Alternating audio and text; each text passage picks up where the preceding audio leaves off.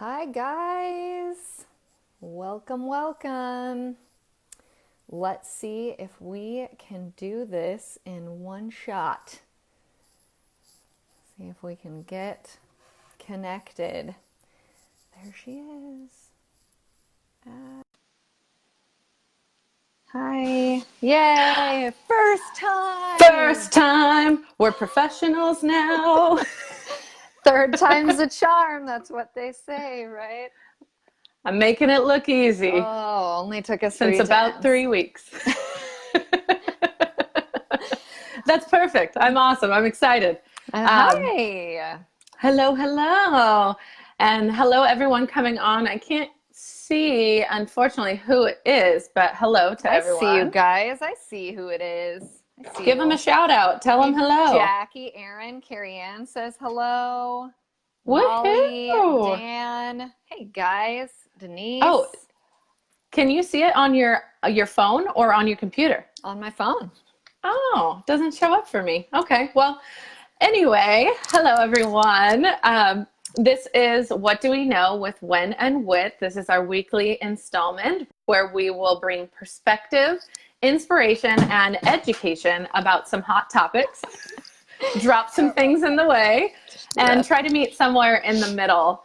As we're still kind of kicking off the series, this is our third installment, as we mentioned. We're going to keep giving away free stuff. Free stuff. Because who doesn't love free stuff? We have another free self-care gift because we either want to feel good because we're married or we want to feel good because we're single and ready to mingle. To be entered to win the free gift, share this post, like this post, and when you share it, tag us both in there so that we can find the share. And then the last part of it is to follow us both on Instagram. Now, Wendy's Instagram handle is the at a.wendy.bird, and mine is at WhitneyJanelle28. Follow us both on Instagram, share this video. You could enter to win a sweet, awesome self-care gift. I'm going to stop you right there. What is the 28 for in your handle? Well, my birthday is 5/28, so 28 has kind of always been a number I gravitate to. I know you that should your know birthday that, is but that. I do. Didn't think that. I was like, what is 28? That's so weird. Wonder if she was what is a 28 Wendy when she bird? started it. From Peter Pan. It's a Wendy bird. Oh, Get it? See? Oh, Neither of us see? get each other.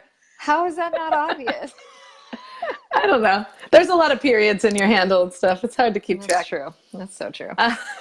But anyway, for those of you who don't know who the heck we are, I'm Whitney. I'm a mom to my son Dylan and my fur baby Rizzo. And I'm a wife and a small business owner living in Northern California. And I am Wendy. I'm also a wife.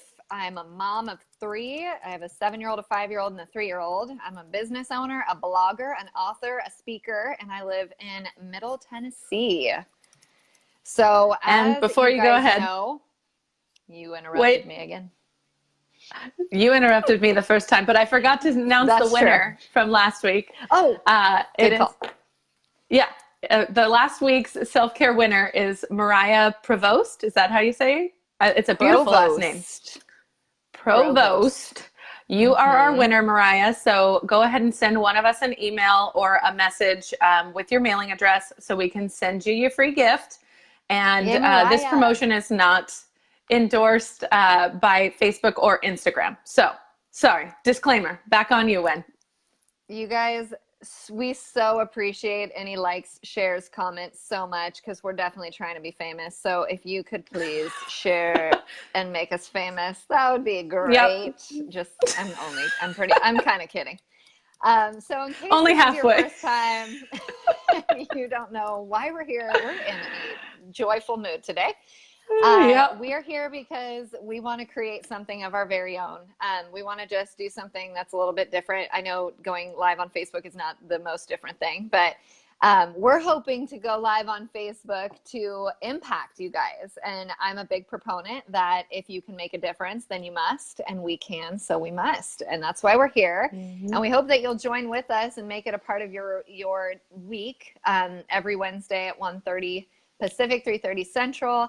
And please ask us questions, send us topics. We would love to talk about what you want to hear about, for sure. We want you to weigh in as the conversation is happening after the fact. Send us messages. We've loved hearing from you guys in the past, the past 2 episodes. It's awesome. And share it with others, for sure. So today, as Whit said, we are talking about marriage. Gosh, what a general topic, right? And I feel like last week we talked about parenting, mom shame, mom guilt, and all that. And sometimes when you're in the thick of it as a mom, it feels like momming is the hardest thing in life. But there's a reason why you hear all the time that marriage is so hard, because it is, right? Marriage is super challenging. And I think being a wife or desiring to be in a long-term relationship, whether you're married or not, right? Like sometimes you're in a long-term relationship, you might as well be a wife, right? Like we don't mean to pigeonhole into marriage specifically, but we can broaden this to being in a long-term relationship, right? We can go ahead and we're going to use the term marriage, but I want you to think of it as a relationship, right? And the roles and the challenges. A partnership. There you go. A partnership. Exactly. That can be even more challenging because ideally this is going to last much longer than parenting, right? Because parenting, you're in the thick of it for those 18 years and then you kind of have adults and you're not really that's not your primary focus necessarily. Whereas, your marriage, you're going to maybe be ideally in a marriage for, my goal is to make it to 50 years, like, and beyond. I think it's so cool. I remember going to our grandparents' 50th. Do you remember that?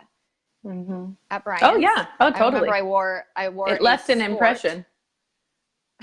So that gives you a time frame of when that was happening in our life. I was wearing a skirt. So I thought that was just the coolest thing ever to be to think about people being married for 50 years. And our parents are divorced, so we didn't witness that in our parents' relationship. And so it was really neat for me. I'm sure you felt the same way, to see that as an example. So I want to disclaimer this before we dive into this too much further, that this is called What Do We Know?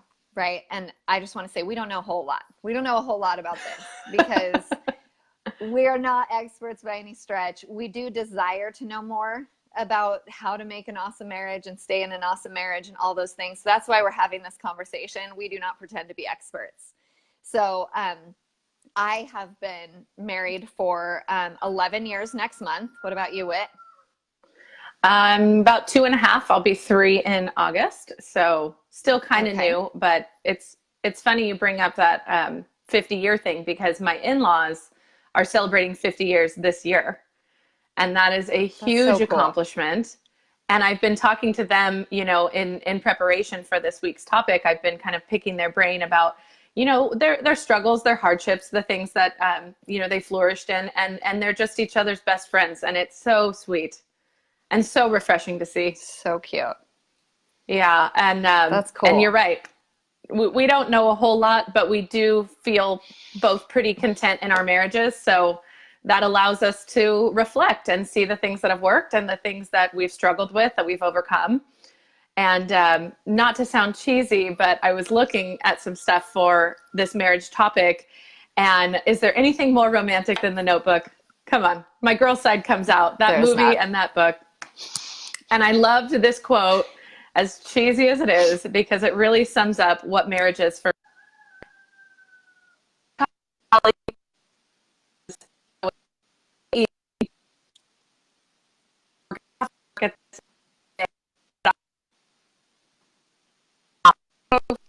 every day, you and me forever.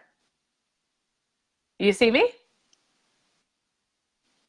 Uh-oh, am I cutting out? I can hear you like a robot, unfortunately. Are you hearing her like Molly's hearing you like a robot also, unfortunately? But go again. Oh, no. Is it working better now? Now you're back. Yep. Okay. So you heard the quote. Okay, I see. That's so weird. I haven't moved. Well, anyway, marriage is hard, but it's worth it, right? That's the point of the quote. The point So, is, do it. in summation, get your shit together. No, I'm just kidding. So, we want to hear from you because we're a little off today. Love it. Are you married? And if you are, how long have you been married? And do you want to get married? Because not everyone wants to get married or be involved in a partnership. Some people would rather go the independent route, and that is totally fine. So just want to know what you guys, what boat you guys fall in. I get you. If you want to be single forever, it totally makes sense to me. Yeah. I thought you were saying you get me. For that quote again. Oh, no, I don't get you. So Read the quote is, again, but do it like you're Ryan Gosling. Do it like you're Ryan Gosling. Okay. So it's not going to be easy. It's going to be really hard. We're going to have to work at this every day. But I want to do that because I want you. I want all of you forever, every day, you and me every day. You watched that right before you did that, didn't you? That was excellent. Excellent. Kind of in my mind a little. So anyway, what is your audience participation? How many? I already asked those questions. No, I'm throwing in a new question. How many times have you watched The Notebook? Throw it in the comments. Oh man, I don't even know my answer, but it's a lot. More than a healthy amount. Have never read or seen The Notebook, says Katie Wright. Married 23 years, has never read or seen The Notebook. You're going to have to leave the live broadcast. That's just unacceptable. I'm just kidding. Please stay. Yeah, you're welcome, but you're definitely shunned right now. I mean, I think less of you, but please stick around for sure. I love you, Wendy. Katie. We love you. Wendy, what is your favorite memory after 11 years of marriage of being married and from where it all started, from your wedding? Oh my gosh. Okay. So I was thinking about my wedding rehearsal. We did it at my in-laws, and we had, I don't know if you know this, but if a queen bee, like not like a person queen bee, but like an actual insect queen bee, if a queen bee decides to leave her hive, like, I don't know what makes her decide that, but if she's like, we're out of here, guys, she will fly away and all the bees will chase her, and then she will land at dusk and all the bees will land on top of her, creating a bee ball. Well, right in my aisle at my rehearsal wedding, at my wedding rehearsal, there's a tree and a bee ball, like a queen landed and there was a bee ball. And so the only thing I needed to practice at my rehearsal dinner was the timing of the music, because I had one long song that was all the bridesmaids and me. And I needed to know how much time it would take them to get through and blah, blah. Needless to say, we could not do that because of the bee ball. And so we had to have a beekeeper come to my wedding rehearsal, I should say, to, remove the bee ball. So that was kind of hilarious as a starting off point to my wedding. You remember, you were there. Yep. And then, what's your favorite from your wedding? Favorite memory? Honestly, I had a little bit of anxiety going into my wedding, not because of Chris, but because there's just so much going on, right? It's the most momentous day other than childbirth, right, in your life. And it was so chaotic, and the flowers got left, and everything seemed to be a little bit haphazard. But when the wedding happened and when the reception happened, bless Chris's heart, he was literally magically there whenever I needed him that day. And I thought that was so indicative of what my future looked like, because we're very social people. So we were talking to our friends, we were talking with relatives, dancing on the dance floor. And then I'd turn around and the DJ would say, it's time to toss the bouquet, or it's time to cut the cake. And I'd turn around and Chris was basically bumping into me like, oh, are you ready? And it just was the most amazing, incredible day. And I'll never forget that. Wait, your favorite memory was not me falling over with Thomas on the dance floor? That was when we fell to the floor in my formal gown? That was not your favorite part of your wedding? Oh, okay. That's just weird. Icing on the cake, I'll call that one. So in love. what is your favorite memory of being married so far? What is your favorite part, I should say, of being married? Well, this one I love and hate. My husband never lets me go to bed angry. And so it's kind of an ongoing favorite memory because I will be just pissed and unreasonable. Oh no. I got a phone call. Did that, It am I did back? stall you for a minute. You're back. Oh, nobody call me right now. Um, but so he will always, no matter how angry we are at each other, he will always say, you know my rule. I have one rule, and it's that we don't go to bed angry. And so we will talk it out even when I'm mad and mad, mad, mad. And the other thing is we always say, I love you, and we hold hands when we go to bed every night, like as we're going to sleep. Gross. That's so gross. I know, it's pretty gross. It's pretty, that is pretty vulnerable to share. So give me some credit. I okay? mean, that's really, I'm saying gross because that's my personality. For all of you who don't know, I'm not actually saying it's gross. It's really cute. That's what I mean. Super cute. Don't be jealous. Super jealous because I don't fall asleep holding hands. And I wish that Thomas, I'm the opposite. I'm the Chris, where I'm like, hey, stop trying to fall asleep. I'm mad. Like, stay awake and keep arguing with me. And he doesn't. He just falls asleep. Oh man. Oh gosh.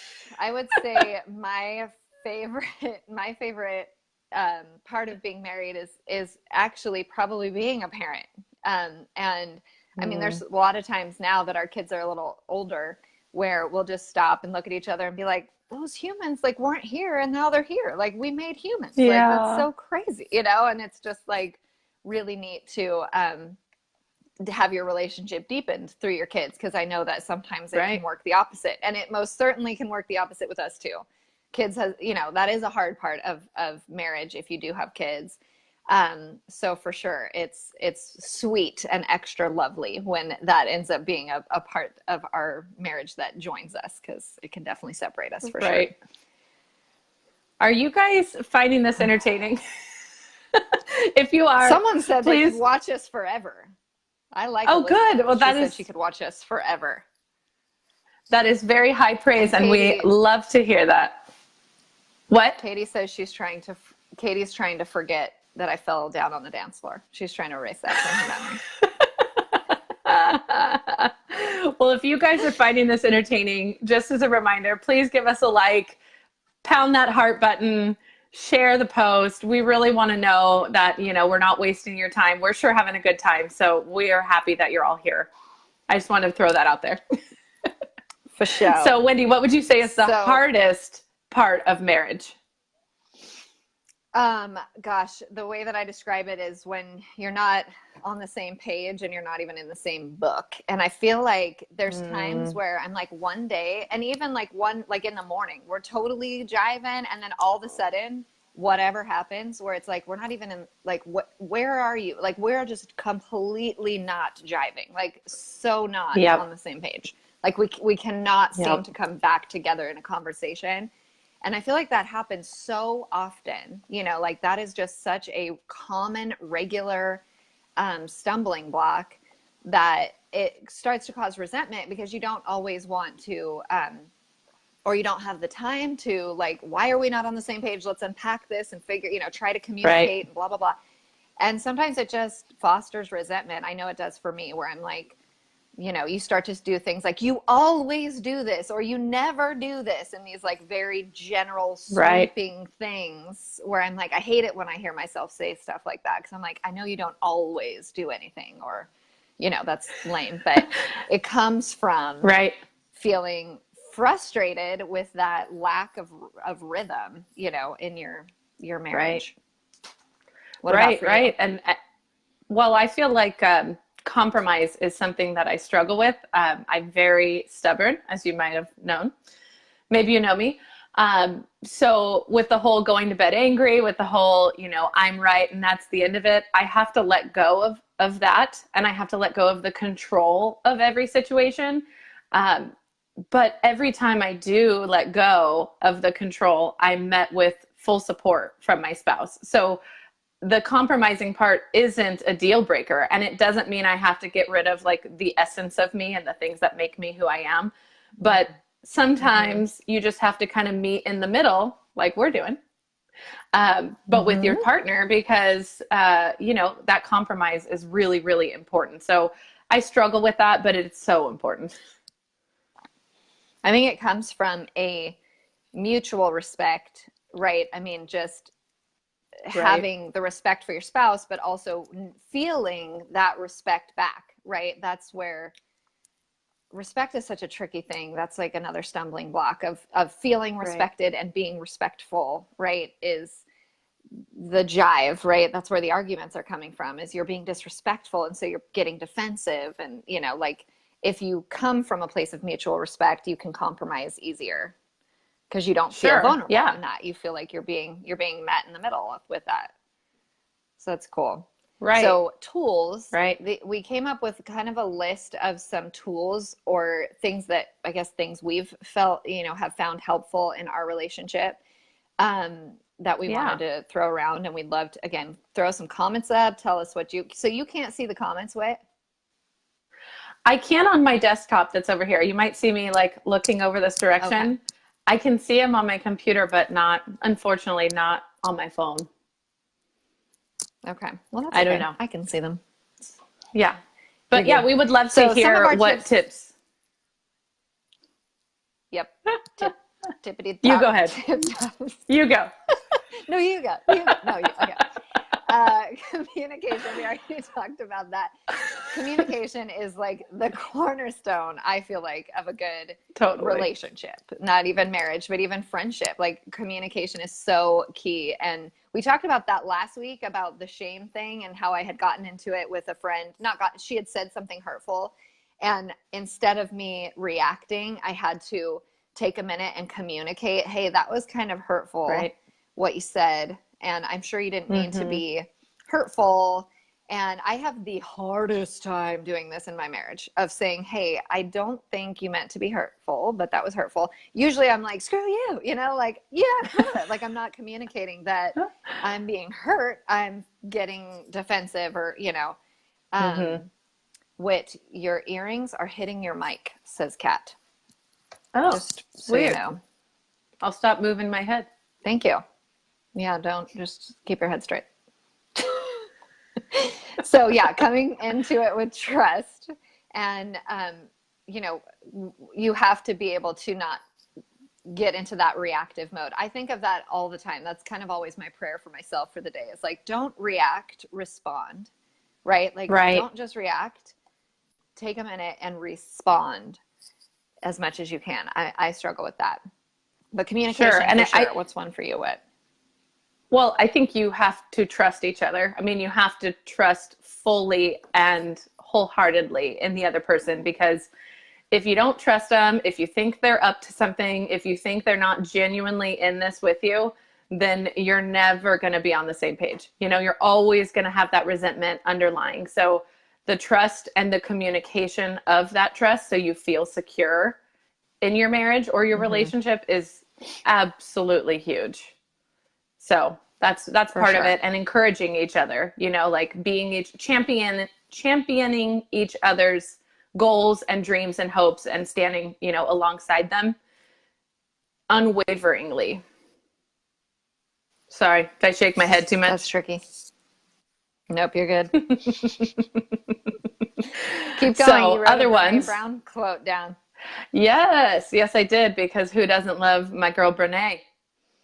But what I will say about Brené is the idea of being vulnerable, and that kind of goes into the full trusting that we talked about, trusting each other. But Brené Brown says about vulnerability, what makes you vulnerable makes you beautiful. So when you're opening up your heart and sharing those tender moments with your partner, it creates this real connection and this level of intimacy that can't really be found otherwise. You have to let your guard down to be in a relationship that's successful. I love that. Yeah, vulnerability is tricky. Katie writes here, she says, I think it's about creating psychological safety. She listened to a podcast on it. That's a cool way to put it. I like that. Again, just creating that trust, that safe place where you know you can be vulnerable and honest with your partner and not have them attack you or shame you or any of those other terrible things. But that's going to be a big piece of having that mutual respect of knowing I'm going to share some things here. I'm going to put myself out here and feeling safe to do that for sure. So for me, some of the things that have really served us in our marriage is one, I don't know if you guys are familiar with the 5 love languages. It's a book. It's an audio book as well. You can listen to it. And we listened to it on a road trip once, and you can take the test. If you go to 5 love languages, search it on Google. There's a test online you could take to determine what your love languages are. And that was fascinating for us because we tend to love others in our own love language. And for example, mine is acts of service. That's how I feel love. So do the dishes for me, clean the house for me. This is like absolutely how I feel like you love me. Whereas Thomas's is words of affirmation. That's not mine. So like I don't always say, or at least I did not when before I knew about our love languages, but he was always telling me how much he loved me. I was like, I know you love me. Like, I know. You know, like, great, sounds good. But that's because he was loving me in his language, and I didn't always say the words to him. He needs that verbal praise. And similarly, like for a person whose acts of service is their love language, when you're leaving shoes in the middle of the room or leaving dishes in the sink, that's actually that's like unloving. And so, man, that was such an eye opener. And Molly says that same story, was learning the love language of your spouse was so important to get us to like, okay, I can see why that is irritating you, that I'm leaving my towel on the floor, you know, like, yeah, that's kind of like you're slapping me across the face when you do stuff like that. Yeah. So, that was a huge one for us. Would you say that with love languages, most often the way you love your spouse is the way that you wish to be loved? Would you say that's most often the case? Sure. Yeah, that's another way to look at it. I said it that you love in your own language, but you're showing love as a demonstration, as an example of like, if you could just do more of this to me, then, you know, but then we don't communicate that at all. Right. Like I never was saying it would show me love if you did this, this, or that. I was just like, damn it, you're leaving the shoes. And, you know, like I was just yelling at things as opposed to communicating. The reason why I get irritated by this is part of who I am. And it's like so hard for me when I feel like you're just adding more work to my plate. You know, again, when you can communicate that, that's my husband would be like, oh my gosh, I'm not trying to like add more work to your plate. Like totally. Instead of nagging and saying, get your shoes, pick your shoes up, Mom. You know, it's like, I don't want to be that person anymore than he wants to hear that. Right. And I saw that you had written down something for you that has been very helpful is having Jesus at the center of your marriage. Do you want to elaborate on that?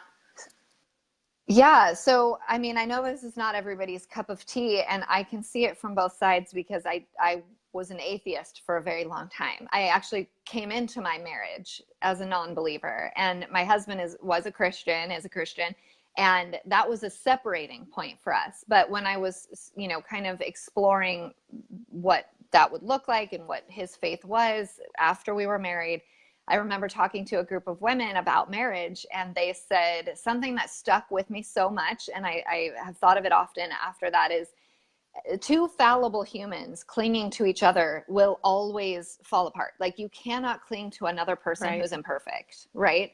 Because you're going to blow it. You're going to have resentment. You're going to be angry. You're going to do all these things. But if there's a pillar of perfection in Jesus at the center of your marriage, and you're both clinging to him as opposed to each other, you know, I'm just such a visual person. And so I'm like, oh, like literally a pillar in the middle of your marriage that you can hang on to, not to each other. You're both equally holding on to this thing in the middle. Right.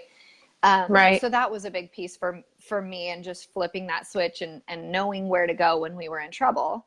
So much so that actually Thomas and I are currently facilitating a marriage ministry in our church where there is no marriage ministry in our church. So we're like starting it from scratch. As it's kind of hilarious. You always think like, how could I be the person to do this? I've only been married 11 years, but that we're the person to do it because we did seek counseling. And at the time it was through our church, and it was so helpful to go to counseling. And I just want to say this on here, that there should not be a stigma. If there is, I hope there isn't in your head and heart, a stigma about counseling, because there 1000% was a stigma about counseling for me. My husband was like, we should go to counseling. We should go to counseling. I mean, I said it as well, but when it came down to actually going, I did not want to go because for some reason it made me feel like we've lost. Going and getting help means we've lost the battle. Like inviting somebody into our personal relationship felt like so vulnerable and so like, if we can't figure this out together, what are we even doing? You know, like it just felt like throwing in the towel. And I hope you guys, like, if anyone is struggling in their marriage or ever will, because you will, like, please don't have that stigma, because it was so incredibly helpful to go before you were at the end. And I remember sitting down in my counseling session for the first time. And of course, I 100% wanted to stay married.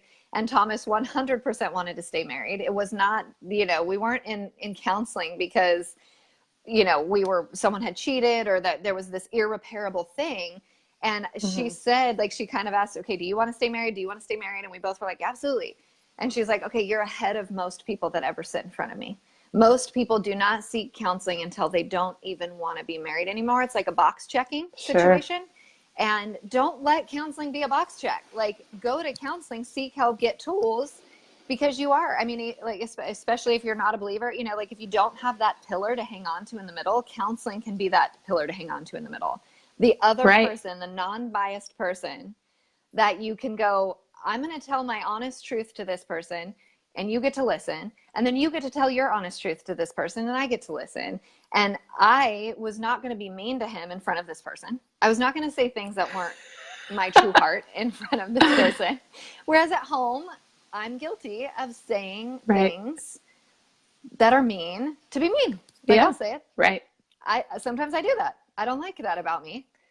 But I do that sometimes, you know?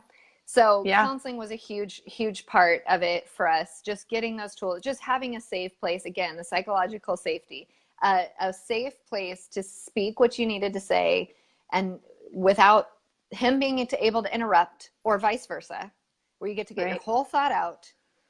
It was so helpful and changed everything for us. So and Katie, I would love for you to share in the comments that podcast. I want to listen to that for sure. That sounds really, really interesting.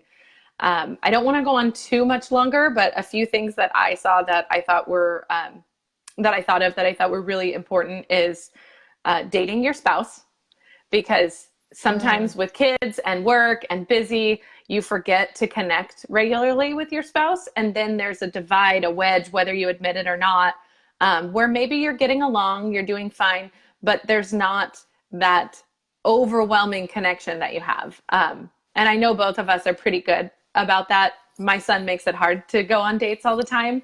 But I recently went to Vegas for my first kid-free weekend with my spouse. And I was really anxious about it, but we had so much fun, just the two of us. I mean, it was like we were little high schoolers again, like running around and just having a blast together, you know? And coming off of that, the wave is still there. That wave of momentum and connection is still there. It feels fresh again, you know? So that comes from dating your spouse. Cool. Yeah. And then the other thing that I wanted to say is taking care of yourself, because you can't pour from an empty cup. And that really resonated with me, because I know in this first year with Dylan, with my son, we were both exhausted. We both were playing we don't know what we're doing. We're still figuring it out. And there was some really stressful times. And I realized that if I don't do some self-care, if I don't get some exercise in, or doing the things that I enjoy, making time for myself, I can't give to my kid or my spouse. So definitely a little Totally. self-care and personal time, whatever that is to you, is really critical also. So So do you I'm have going any to other? say a vulnerable thing. Yeah, I'm going to say a vulnerable thing, and I don't know what it'll tell about me, but I have started, granted, we have 3 children. I have started tracking when we have sex and taking responsibility over not letting too much time go by. Like, I mean, do you know what I'm saying? Like, I don't want it to be like, oh man, like, how long has it been? Like, it's been a long time. It's hard to, um, like you said, date your spouse, right? I mean, sometimes you're Right. so tired and we both work and we both have businesses and there's a lot going on and you've got the kids and it's sometimes when the kids go to bed, he goes to work and I go to work, right? Like we both work from home, Right. but we both like go and do work. And keeping track of and taking responsibility for that part of your relationship, like Right. it'll slip away, and that's part of dating. That's part of keeping the spark alive, so to speak, is taking Right. note that, you know what, I'm not going to go straight to work. I'm going to like Right. say, hey, what's going on? You want to like hang out? That's That's a my good line. move. That's a good move. I That's like my that move. one. That's the best one. And then the last thing, Works kind of like a charm. to wrap up, I think this topic, and kind of your whole life should be in a growth mindset. And we're going to talk more about that next week, about having a growth mindset and personally developing yourself all the time. But if you don't, as a marriage, as a partnership, learn from your mistakes and your challenges and then move past them, you're going to be stagnant. You're going to be going backwards. And a flourishing marriage has to go forwards. You have to go forward with your new challenges, your new, seizing the day. All this is related. So brilliant. It's just like we wrote it that way, right? So smart. So we've gone a little bit over on our time. So I'm just going to go ahead and wrap it up. Obviously, there is stuff that we don't know, stuff that we have yet to encounter, but there is some stuff that we do, and hopefully you guys found value in us sharing our hearts today about, our married life and a little bit of some personal stuff like Wendy's sex life. You're welcome to borrow my line if that works for Yeah, you. it's a good, happy with that. It's very simple. That one. And before I jump off, I just wanted to remind everyone about the giveaway. We love all the likes, all the comments. Please keep them coming. Please keep sharing, your opinions and your experiences on the topics that we cover. But if you want to then share this post, tag both of us in the post, like this post, and follow us on Instagram. The handles should be in the copy associated with this video. So, well, good job. I had no doubts on your part. But we will see you guys next week when I kind of said earlier, but we will be talking about personal development. What?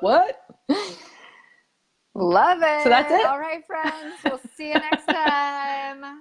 Bye-bye. Bye-bye.